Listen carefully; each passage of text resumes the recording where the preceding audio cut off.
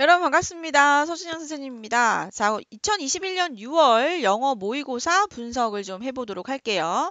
자, 여러분들 뭐 시험 본 친구들 항상 느끼듯이 고 1, 2, 3 영어 동일하게 그 학년에 맞는 수준의 어휘를 써서 그 정도의 수준으로 낸다라고 항상 시험 범위가 써져 있죠. 그래서 마찬가지로 범위 및 문항 구성은요. 범위는 그 학년에 맞는 단어를 써서 나왔다라고 는 나옵니다. 자, 문항은요, 영어는 2점과 3점으로 구성이 되어 있잖아요. 근데 나머지 다 2점일 테니까 2점짜리는 좀 버리고 3점 위주로 좀 설명을 해보면 지금 듣기에서 항상 3개씩 들어가죠.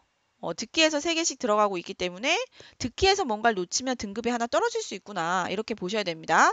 그래서 듣기를 좀 잘 들어야겠다. 물론 듣기를 풀면서 그 듣기의 사이사이 시간에 빠른 친구들은 리딩도 풀겠지만 그게 그렇게 풀어줘야 시간이 부족하지 않아요. 그래서 그렇게 푸는 건 맞지만 듣기에서 놓치지 않아야지만 가능하다는 거.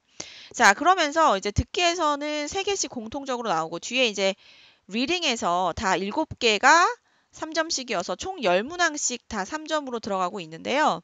보면 함축추론이 들어갑니다. 고1은 함축추론 그리고 고3 또 함축추론, 그러니까 밑줄에 의미하는 바가 무엇인가가 3점짜리였어요.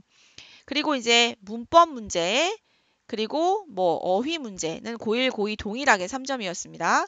고3은 지금 23번 주제, 요지 그 부분에도 지금 3점짜리가 들어갔다는 얘기죠. 그리고 나서 보면 아시겠지만 빈칸 추론 이렇게 많이 3점 분포하고 있고요.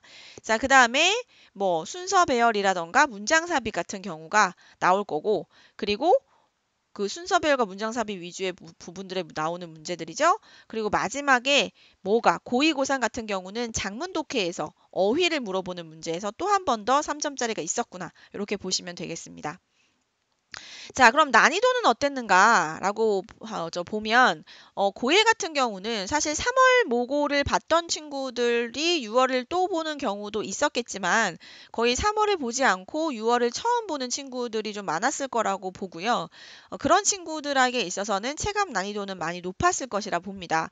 왜냐? 어휘의 수준이 좀 있었고 그리고 문장의 구조가 고1만큼의 그냥 단순한 문장 구조로만 이루어져 있진 않아서 조금 복잡하게 느껴지고 좀 어려웠다. 라고 느끼는 친구들이 있었을 거예요. 그래서 어쩌면 이런 얘기들도 있었습니다. 고2보다 고1이 더 어려운 것 같아요. 라고 얘기를 하는 친구들이 있었는데, 그거 이제 고1이 그만큼 6월 모고에 느끼는 느낌이, 3월과는 많이 다르구나. 라고 느끼게 되기 때문입니다. 그래서 체감 난이도는 좀 높은 편이었어요. 그러나 이제 듣기 같은 부분이 많이 어렵거나 그러진 않았고요. 듣기는 일반적인 난이도로 쉬운 난이도, 그러나 어휘가 어려웠기 때문에 느끼기에는 좀 그랬을 수 있겠구나라고 생각을 합니다. 자, 그런데 고2 같은 경우는요. 지금 듣기 실수 유도 문제가 있었어요. 3점짜리에 뭐가 있었느냐? 가격을 묻는 문제가 있었고 거기에서 3개의 옵션을 던져줬어요. 그러나 결국은 3개의 옵션을 다 선택한 것이 아니라 비싸네요 라고 하면서 2개의 옵션을 선택했는데 그걸 잘못 플러스 했다면 다른 것과 다른 걸 더했을 때 해당되는 답이 있었기 때문에 오히려 거기에서 실수를 그렇게 유도하려고 하는 그런 문제가 있긴 했었습니다. 그러나 이제 이것도 듣기를 꼼꼼하게 잘 들었으면 놓치지 않았어야 될 부분이긴 하죠. 근데 거기에서 이제 한 문제 정도 듣기가 조금 난이도가 있었다라고 볼 수가 있겠고요. 근데 그것에 비해서 리딩 파트가 너무 전반적으로 쉬웠어요. 고2는. 왜냐? 고2 아이들이 모두 다 지금 동시적으로 얘기하는 게 시간이 남았습니다라고 얘기를 했거든요. 그러니까 시간이 남을 만큼의 난이도였다는 거죠. 그러니까 리딩 자체가 시간이 남을 만큼 술술 잘 읽혔다는 거예요.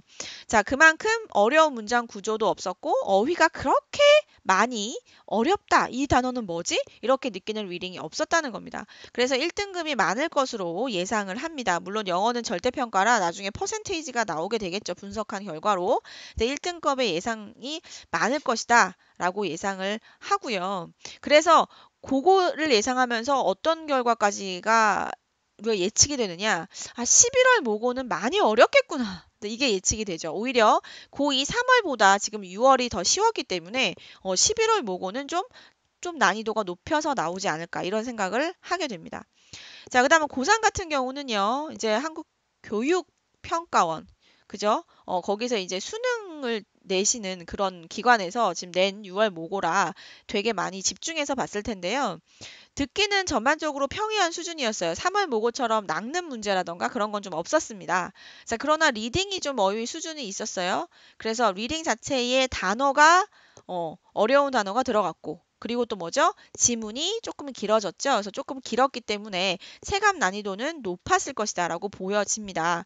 그리고 지금 뭐 아시겠지만 그 수능 특강이나 수능 완성의 EBS 교재에 직접 연계가 없어지고 그리고 간접 연계로 50%로 줄어들다 보니까 그 공부를 수능 특강이나 수능 완성을 공부한 친구들의 물론 여기서 지금 완성이 안 나왔지만 수능 특강을 공부한 친구들이 내가 봤던 지문이네 라고 하는 어떤 느낌이 별로 없었겠죠.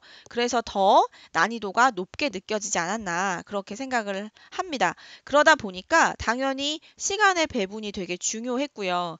그래서 고2에서 고3에 올라가서 첫 모의고사를 6월 모고로 봤던 친구들은 아마 시간 배분에 있어서도 조금 흔들리지 않았을까 그런 생각을 좀 하게 되는 그런 시험이었다라고 볼 수가 있겠습니다.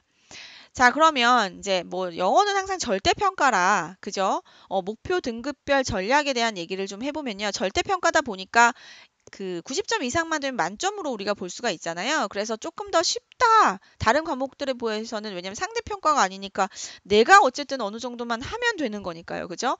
그러니까 어쩌면 이런 목표 등급별 전략에 대해서도 잘 짜셔서 공부를 하면 도움이 될 것 같은데요. 보통은 1등급과 2등급의 정도를 받고 있는 친구들, 그러니까 2등급이 1등급이 되고 싶은 그런 친구들은 어휘 실력을 유지해야 됩니다. 내가 지금 등급이 1등급이 계속 나온다고 해서 영어를 소홀히 한다거나 단어를 확인하지 않으면 잊어버릴 수 있기 때문에요. 어휘 실력을 계속 유지하면서 3점짜리 문제 유형을 많이 풀어보셔야겠죠. 지금 고1, 고2, 고3 문제 유형 번호 써져 있는 거 보면 거의 비슷하니까요. 뭐 빈칸 추론에 순서에 이런 식에서 꼭 3점짜리 문제가 출제가 되죠. 그래서 그런 것들을 보면서 3점짜리 문제 유형을 좀 많이 풀어서 내가 이 문제를 푸는 방법이나 이런 것들에 대해서 익숙해질 필요가 있어요. 그래서 놓치지 않게끔, 실수하지 않게끔 할 필요가 있겠고요.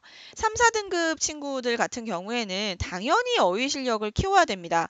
3등급에서 2등급으로 올라가기, 4등급에서 3등급 올라가기 이런 거의 포인트는 결국은 듣기 점수 같은 경우는 다 맞다고 보고 3등급까지는요. 듣기를 다 맞다고 보고 계산을 했을 때 거의 3등급 정도가 나오거든요. 아니면 실수로 하나 정도 틀리거나 거의 안 틀려야 된다는 얘기인데 그렇다는 건 결국 듣기의 문제는 아닙니다. 어휘 실력을 더 많이 키워서 좀 어려운 문제들도 내가 이 어휘로 풀 수 있게끔 그죠?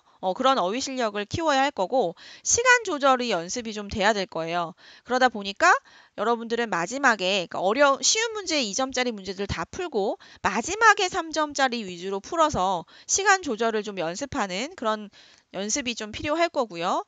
자, 그다음 5, 6등급 같은 경우는 당연히 어휘 실력을 키워야겠죠. 영어 같은 경우는 어휘가 80%가 된다. 시험의 80%의 비중이다라고 보시면 됩니다. 그래서 어휘 실력을 키워야 하고 5, 6등급으로 떨어지는 친구들은 듣기 문제에서 문제를 틀리고 있다는 얘기거든요. 그러면 가장 빠르게 점수를 올릴 수 있는 방법은 이 듣기 문제를 연습을 많이 하셔서 듣기를 틀리지 않으면 거의 1등급 정도가 올라요. 그러니까 듣기 문제를 틀리지 않게끔 열심히 듣기 문제를 연습하는 것이 필요할 걸로 보여집니다. 되셨습니까? 자, 이렇게 해서 우리 6월 모의고사 한번 분석을 해봤고요. 다음에 있을 모의고사에서도 좋은 결과가 있었으면 좋겠습니다. 자, 여러분 인사할게요. 안녕!